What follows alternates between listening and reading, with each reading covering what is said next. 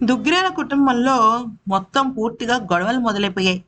అయితే కళ్యాణ్ అపర్ణ దగ్గరకొచ్చి, "పెద్దమ్మా, నువ్వు గీజర్ మెకానిక్ గురించి మాట్లాడావు కదా!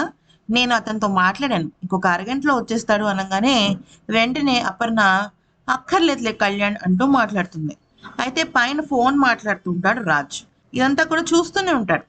అయితే ఇక ఎప్పుడైతే అక్కర్లేదు అని అపర్ణ అంటుందో, వెంటనే ధాన్యలక్ష్మి తగులుకుని, నేను ఏదో అరిచానని, కరిచానని అంటున్నావు కానీ, అసలిప్పుడు కళ్యాణ్‌కి ఒక భార్య ఉందని, రెస్పాన్సిబిలిటీ ఉందని నీకేమైనా తెలుసా అక్క? నేనేమన్నా మాట్లాడానంటే ఒక అర్థం ఉంటుంది.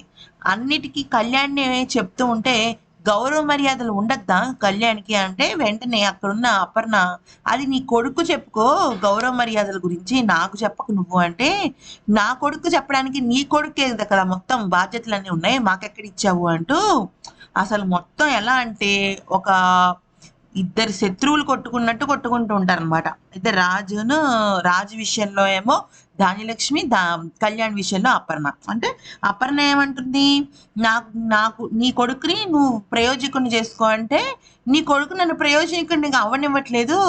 వాడిదే పెద్ద ఇదైపోయింది అని చెప్పేసి ఆడవాళ్ళ మధ్య కొప్పు మధ్య కుమ్ములాట అన్నమాట. దాంతో ఒక్కసారి అటు రాజు, ఇటు ఆహ్, కావ్య ఇద్దరు కూడా షాక్ అయిపోతారనమాట. మొత్తానికైతే మాత్రం చాలా పెద్ద ఇష్యూయే జరుగుతోంది.